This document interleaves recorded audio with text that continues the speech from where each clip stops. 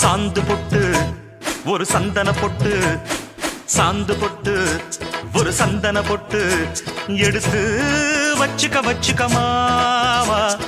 பூ முடிச்சு ஒரு சேலைய கட்டு, இனி நீ வெட்டிய கட்டிக்கலாமா.